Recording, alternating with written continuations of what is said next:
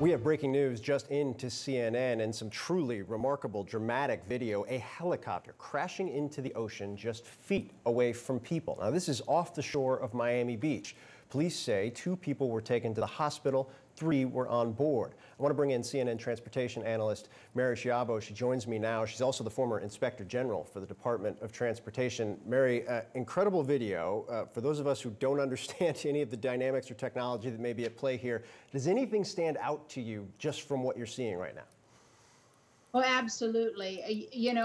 Helicopters, everybody wants a helicopter because they go up and down, but this one was traveling in a downward trajectory, much like a plane. And that gives us a clue that it appears they were losing power in the engine and they were doing what's called auto rotation to the ground.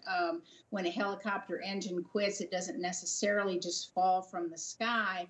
So there were 2 important things at work here. One, the pilot was trained and knew how to do it. And 2, was able to maintain some control of that aircraft, because it does appear that, once you lose your engines, you have nowhere to go but hopefully a controlled trajectory down. But it does appear that the copter was able to steer away from the beachgoers, the people in the beach. So 2 important points that, the pilot was able to maintain some semblance of control and get it down without an upset event. In other words, they were still upright when they went to the water. Yeah, and extraordinarily thankful and lucky they avoided beachgoers, and at least as of this moment, no deaths have been reported. In a case like this, does the water actually help to some degree in this instance? Do you believe the pilot may have been, and I think you might, actually aiming for the water here instead of the land if he was in some semblance of control? Yes, well, pilots often aim for the water for, more than one reason. It doesn't usually provide much of a soft landing. It can help. I mean, it depends on the altitude from which you have descended. I mean, if you're literally falling from a high altitude, hitting water, it's like hitting cement. But here, because they had maintained some level of control, yes, the water probably helped. But in so many accidents, pilots head towards the water to save the lives of people on the ground. Yeah, we have also just learned that the FAA and the National Transportation Safety Board will be investigating. Walk us through what an investigation would look like in an accident like this. Well, first and foremost, they're going to grab all of the records, interview people first and foremost, eyewitnesses, ear witnesses. In this case, since the occupants of the helicopter survived, they will be able to interview them. And surprisingly, they go right to the hospital. The NTSB literally a team will be headed to the hospital to interview the occupants, and presumably it's a pilot and a passenger. And they do take a statement from them right away, from the beachgoers, et cetera. But the second thing that's really important is they grab all the logbooks and maintenance records, logbooks of the pilot, logbooks of the aircraft has a logbook too, logbooks of any recent maintenance, dispatch. If this helicopter is part of a larger operation, they're going to be talking to dispatch as to what the helicopter had been doing all day. If it's a privately owned helicopter, obviously they go to the maintenance facility that works on the helicopter. But interviews, eyewitness, ear witness interviews, and grabbing all the records are their first 2 priorities. And then, of course, the helicopter itself. They cordon off the area by law. The NTSB has primary jurisdiction, although state and local authorities are very important. The sheriff's office, for example, the Coast Guard. They'll be hugely important. They'll secure the aircraft. And then the NTSB has the rights to do whatever it needs to do to investigate that aircraft. They can take the helicopter apart if it's still intact. They can look at all the components. They can ask the manufacturer, for example, to help. But right now, it's a big effort to gather all the evidence, interviews and logbooks and the aircraft itself.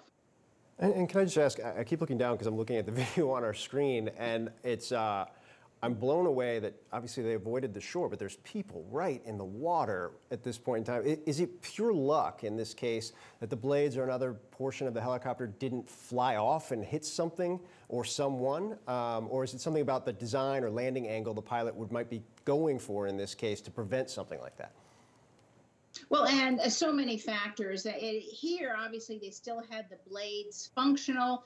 And the way that they hit the water, yes, had they been at an angle, the water could have very easily taken off a blade or caused the aircraft itself to come apart. But it does appear that they were able to get it down without the blades coming off. Now, Blades come off for a lot of reasons, but you could see in the video they were still intact. But, I've worked accidents where planes have tried to aim for the water or the beach where the result was not so fortunate. There were deaths on the beach or deaths in the water and losses in the aircraft. So, yes, I think without a doubt the pilot and the occupant had some bit of luck with them.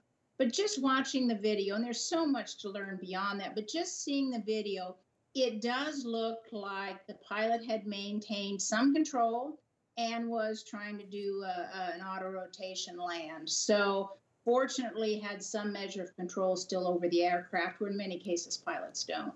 And to that point, there's so much obviously we don't know. We know very little other than the video itself. But how experienced would a pilot have to be to pull off kind of a maneuver like that without it turning deadly?